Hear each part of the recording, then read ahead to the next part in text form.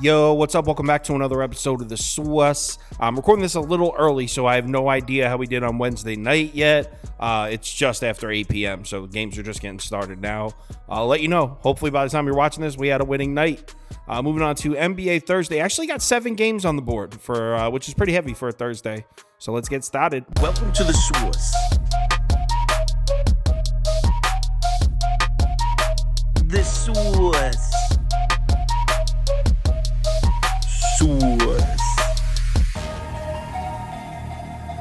Hey, get the sauce. First up, Utah Jazz is on the road in Washington. Wizards are catching 7 points at home with the total sitting at 243.5. Let's take a quick look at the spreadsheet. And according to the model, we're looking at a 6-point Jazz win, 123-117. So pretty much right on point with where the sports books have it. They've Jazz winning by 6, and the total sitting at 243.5. Model's got it at 240. Let's talk injuries, and we got nothing for this game. Nobody on the injury report as of right now for either team. Both Utah and Washington good to go. As far as the betting spot, I mean, I guess you would have to say it's a favorable spot for Utah because Washington's on a back-to-back, but Jazz have now lost 3 in a row after a nice little 12-3 run there. 3 straight losses, 1-2 against the spread in those 3. So what's been happening with this Utah team? How did they go from looking like the strongest team in the NBA, because that's what they looked like over a 3-week span, to looking like this in the last 3 games? And the reason is the defense. In the last 3 games, they're dead last in defensive efficiency, 129.5 points per 100 possessions. That's terrible. On the 15 games before that, they were 11th, and their points per 100 possessions was just 115.2. Good news for the Jazz defense, though. Wizards on a back-to-back are pretty much as bad as it gets. On the second leg of back-to-backs this season, the Wizards are 26th in offensive efficiency, 30th, dead last in defensive efficiency, dead last in overall net efficiency, and they're 0-7 on back-to-backs this year. So yeah, if there was ever a spot for the Jazz to get their shit together, a get-right spot, it would be this one. Let's talk betting trends, and obviously all the recent trends for the Jazz look positive. 13-5 against the spread in their last 18, 7-2 against the spread in their last 9 on the road, 9-3 against the spread in their last 12 against the Eastern Conference. Flip it over to the Wizards side, maybe not quite as bad as you think. They're 4-2-1 against the spread in their last 7, but I'm recording this before their game against Minnesota ends, so obviously, you have to update this. It's 4-2-1 against the spread entering the Minnesota game. 6-12 against the spread in their last 18 at home, not including this one. 5-2 against the spread in their last 7 versus the West. So we got to see how this game against Minnesota finishes first. As far as the head-to-head matchup, Utah's 2-5 against the spread in their last 7 against the Wizards, but they are 5-2 against the spread in their last 7 trips to Washington. So they've done better on the road in Washington than at home at Utah. The over has cashed in 8 of the last 9 matchups between these two teams, 8-1 to the over. As far as how these two teams match up on the court, well, no question the Jazz have the huge edge in the rebounding department and the free throw department as well. Utah offensively, 2nd in offensive rebounding rate, 2nd in free throw rate. Washington defensively, 29th and 20th. Utah should also have a field day at the rim. On the last 10 games, the Wizards defensively, 27th in frequency, 20th in efficiency defending, protecting the basket. So Utah, 3rd in the NBA in shot at the rim. So free throws, rebounding, and inside scoring, Utah should have the huge edge in all 3 of those. That would point towards a Walker Kessler or a Lauri Markkanen over. The only positive angle for the Wizards defense would be turnover rate. Washington's 8th in forced turnover rate, and Utah offensively is 30th, dead last. They've had problems protecting the basketball. So if you're betting the Wizards, that's what you're looking at. You're hoping they force some turnovers. Now, the Wizards offense actually should have a nice little advantage in transition here. 7th in frequency, 2nd in efficiency. The Wizards have been good on the fast break, something the Utah Jazz defense has struggled with. They're 30th in frequency. They've allowed a lot of fast breaks, 15th in efficiency, so they haven't been terrible defending them, but they've allowed a lot of opportunities. But after that, there's not really anything positive about the Wizards offense in this matchup. Utah's best area defensively is protecting the basket, has been all year. On the last 10 games, they're 7th in frequency, 9th in efficiency, protecting the rim. Washington loves attacking the basket. They're 2nd in frequency over the last 10 games. So Wizards love to attack the rim. That plays right into the strength of the Jazz defense. As far as betting this game, I don't like the matchup for Washington on paper. I don't like how Washington's on a back-to-back, so I don't really like the spot for Washington either. They've been terrible on back-to-backs. But the Jazz, I mean, I'm just 1-2 in my last 3 bets against the Jazz. I covered a +2 against Houston, but I also bet the money line in that game. So Jazz have been burning me a little bit recently. So I guess I'd say Utah -7, but let's say Utah or pass for this one. Next game. Philadelphia on the road in Indiana. Pacers are catching 4.5. I'm actually seeing a 5.5 open as well. So Pacers catching 4 or 5 at home. Total sitting at 236.5. Let's take a quick look at the spreadsheet. And according to the model, we're looking at a 6.6er win, 120-114 Philadelphia. Let's talk injuries and a couple names here for Philly. Tobias Harris is listed as questionable for this one. Looks like Marcus Morris is going to play. He's listed as probable. Robert Covington is still out, and so is DeAnthony Melton. We got a couple names on the Pacers side as well. One of them's huge. Obviously, Tyrese Halliburton has been ruled out for this game. Jalen Smith is listed as questionable as well. As far as the betting spot, I'd give the edge to the Pacers here. At first glance, it looks like a nice spot for Philly. You got them coming off that Joel Embiid 70-point game. They've won 6 in a row. They have 2 days rest, which is huge because Philly on 2 days rest is 5-2. They're they're 7th in defensive efficiency, 5th in offensive efficiency. They've been excellent with 2 days rest, but they're just starting a road trip, and they've got the Denver Nuggets in a huge national TV game Saturday. So Philly's got the Nuggets on deck. Meanwhile, you got a Pacers team that's lost all 3 games since making the Siakam trade. So this is a team that really needs a win. I think it's a favorable spot for the Pacers. Let's talk betting trends, and the Sixers' recent trends don't look as good as you think.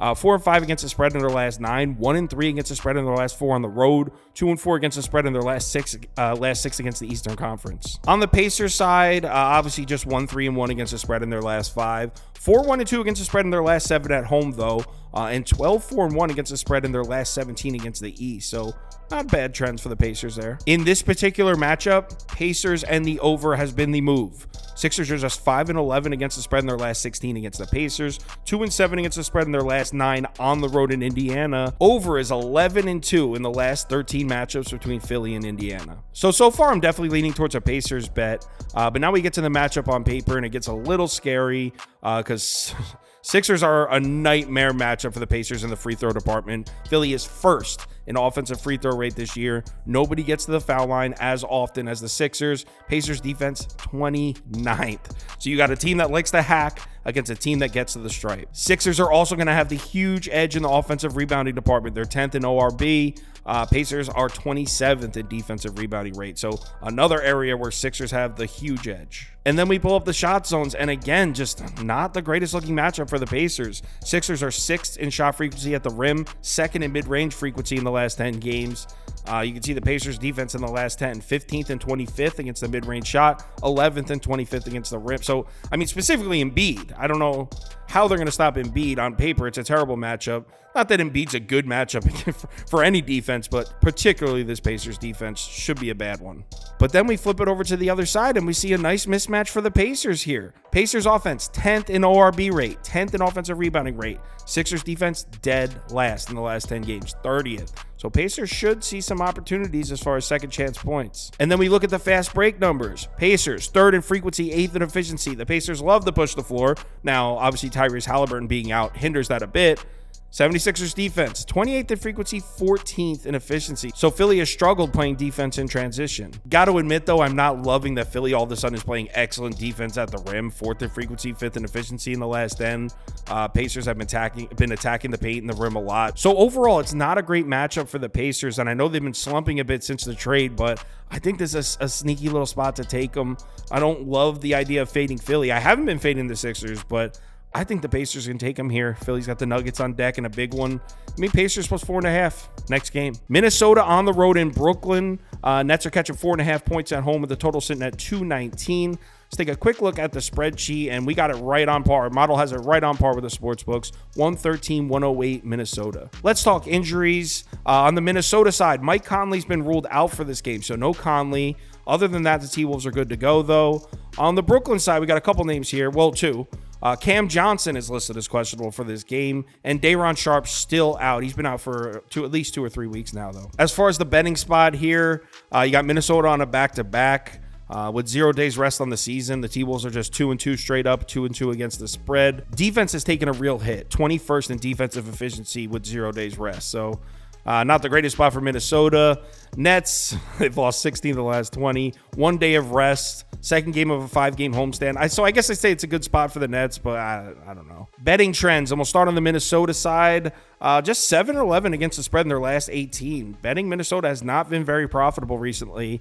They are 9-6 against the spread in their last 15 on the road, though. So kind of flipped. Early in the season, it was bet the T-Wolves at home, fade them on the road. The last month or so, it's been the opposite. Fade them at home and bet them on the road.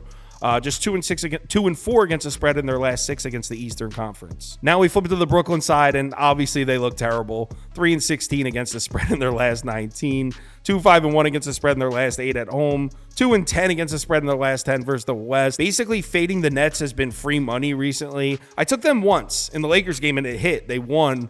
But other than that, I've been basically auto-fading Brooklyn. As far as this particular matchup, Minnesota has owned the Nets. Nets are just 4-12 against the spread in their last 16 against the T-Wolves. That's dating back to 2015. Nets are 0-5 against the spread in their last 5 versus the T-Wolves. The under was 4-1 in those last 5. As far as the matchup on the floor, Minnesota should have plenty of opportunities from the free throw line. They're 7th in free throw rate. Nets defense 29th. I will say, though, after that, this Nets defense might not be the easiest matchup for Minnesota. As we know, the T-Wolves love to attack the rim. 9th in rim frequency, 7th in paint frequency. Paint is basically short mid-range. It's the same thing.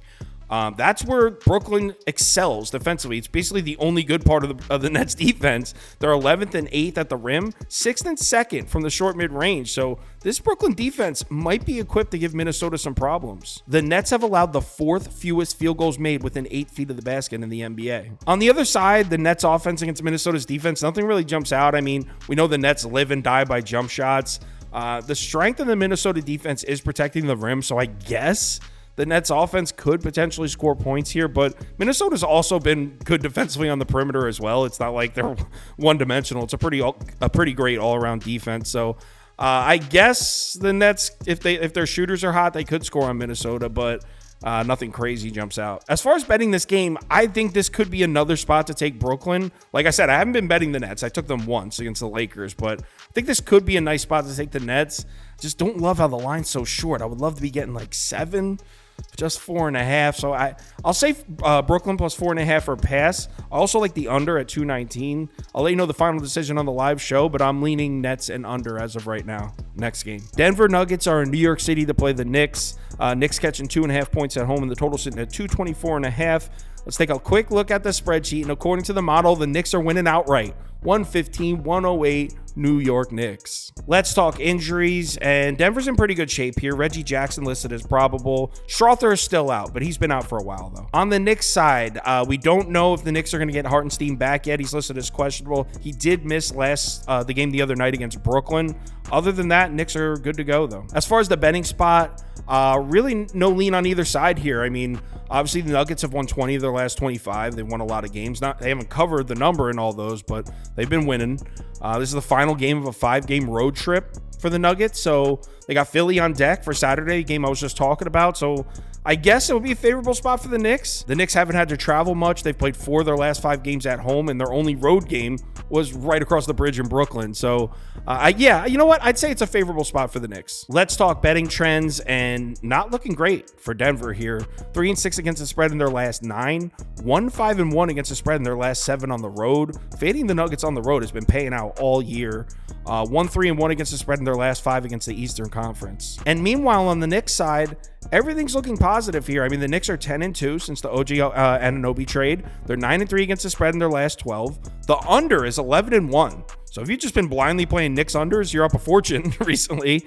6-2 against the spread in their last 8 at home. So they've been playing well at Madison Square Garden. 6-3 against the spread in their last 9 versus the Western Conference. So trend's looking pretty good for the Knicks here. The reign of Denver dominating the Knicks is over, because in the last 2 games, the Knicks are 2-0 straight up and 2-0 against the spread against the Nuggets. In the 14 before that, the Nuggets were 13-1 and 11-3 against the spread. So the Nuggets had owned the Knicks for about 4 or 5 years, but the Knicks have taken the last 2. As far as the matchup on the court, kind of tough to get a read here. As we know, the Nuggets take a ton of their shots on the interior, a ton of the shots from mid-range. In the last 10 games, they're 4th in frequency and 8th in efficiency at the rim. The Knicks defense is 30th in shot frequency at the rim in the last 10 games, but that's what they want. They press on the perimeter and force you to try to drive to the basket and take a contested layup. They're 3rd in efficiency. So they've been allowing a lot of shot attempts at the rim, but they've been playing good defense on them. It's tough to say, though, because the Knicks have had a bit of an easy schedule recently, so maybe they just played some bad offenses. But if we look a little deeper and look at the mid-range numbers, Denver, 1st in frequency, 1st in efficiency in the last 10. Knicks defense, 7th and 7th. So on paper, the Knicks defense might be a tough matchup for the Nuggets. But on the other side of the ball with the Knicks offense, Denver's defense should definitely give them some problems. As we know, the Knicks have been heavy reliant on the outside shot since the trade. In the last 10 games, they're 4th in corner 3 frequency, 6th and above the break 3 frequency. So taking a ton of threes, that plays directly into the strength of Denver. I mean, Denver allows the 7th fewest made corner 3-pointers and the 10th fewest made above the break 10th fewest made overall 3-pointers. So Denver has played good defense against the 3-ball. Overall in this game, I like the matchup for both defenses. And like I said earlier, the under is 10-1 in the last 11 Knicks games. So screw it. Why not ride that wave? Give me the under at 224.5. Gun to my head, if I had to pick a side, probably take the Knicks plus the 2.5 in the money line. I'll let you know on the live show if I end up doing that. But as of right now, give me the under with a lean towards the Knicks. Next game. Boston is on the road down in South Beach. Heat are now catching 7.5 points at home with the total sitting at 224.5. Let's take a quick look at the spreadsheet. And according to the model, we're looking at a 4-point Celtics win. Final score 110-106 according to the model. Let's talk injuries. And we got nothing for Boston. As of right now, the Celtics injury report is completely clean. On the Miami side, got a couple names here. Terry Rozier is listed as questionable, so we'll see if he plays. Jaime Jaquez has been ruled out, though, so it looks like they're not going to get him back yet. As far as a betting spot, definitely a lean towards Boston here. Coming off a win against Dallas, they won 5 of their last 6, but they're coming off 2 days rest. The Celtics this season off of 2 days rest, they're 1st in offensive efficiency, 2nd in defensive efficiency, 1st in overall efficiency, 6-1 straight up, 6-1 against the spread. So the Celtics on 2 days rest have been electric. And on the other side, you got the Heat on a back-to-back. On back-to-backs this year, they're dead last in offensive efficiency, 8th in defensive efficiency, 25th overall, 1-3-1 against the spread, and 2-3 straight up. So yeah, definitely a favorable spot for the Celtics. Let's talk betting trends, and really not as good as you would think for Boston. Yeah, they're 4-2 against the spread in their last 6 overall. 5 straight unders for the Celtics. Just 8-12 against the spread in their last 20 on the road, though. So if you've been fading the Celtics on the road, you've been making some money. 2-4 against the spread in their last 6 against the Eastern Conference. On the Miami side, 0-3-1 against the spread in their last 4. And this is pending. They're playing a game against Memphis as I'm recording this, so we'll have to see how that plays out. But entering the Memphis game, 0-3-1 against the spread in their last 4. 0-3-1 against the spread in their last 4 versus the East. 5-2 against the spread in their last 7 at home, though. So they've been playing pretty well at home. As far as the head-to-head matchup, Miami 8-3 against the spread in their last 11 against the Celtics. The Heat are also 3-1 in their last 4 games against the Celtics at home in Miami, and the under has hit in 4 of their last 5 matchups between these two. As far as betting this game, I'm skipping it for now. Like I said, Miami's playing a home game against Memphis right now, so want to see how that plays out before I make a final decision. We'll go over it on the live show. Next game. Sacramento on the road in Golden State. Warriors catching 2 points at home and the total sitting at 240.5. Let's take a quick look at the spreadsheet, and the model has it right on par with the sports books. They have Sacramento laying 2 points here. Model has it final score 120-118 Sacramento. Let's talk injuries. On the Sacramento side, we got nothing. Sacramento Kings are completely healthy as of right now. On the Warriors side, still missing the same pieces they've been missing for a few weeks now. Moses Moody still out. Chris Paul still out. Gary Payton Jr. still out as well. This is another one that I'm going to skip for now too. We'll see how the Warriors look in their first game back. They play a home game against the Hawks tonight. I don't even think that started yet. So I want to see how that plays out first. The Warriors have definitely gotten the better of the Kings this year. They're 2-1 against them, and the Kings win was only by 1 point. But overall, the Kings have looked better than Golden State, so 2 is a short line. I guess I would lean Kings, but I don't want to make a final decision on this one. We'll talk about it on the live show. Next game. Last game up is Bulls-Lakers, and I looked before. There wasn't even a line open. Let me look now. Let me see here. Bulls-Lakers. Oh, that's tonight's Bulls, Lakers. All right, looks like it's opening Lakers -4.5. But last time I checked, LeBron was questionable. So I'd rather save this one for the live show at 4 p.m. I'm not going to place a bet right now if I don't know if LeBron's playing. So that one will be saved for the live show at 4 p.m. If you're able to make it, we're going to do college basketball and NBA mixed. We'll go through it all. So if you're able to make it, we'd love to see you in the comments. If you want my top bets for all sports, parlays of the day, or you want to join our Discord, head over to KyleKirms.com. The information's right there on the homepage. Let's have ourselves a nice Thursday night. Remember to bet responsibly, and I'll talk to you in the Discord.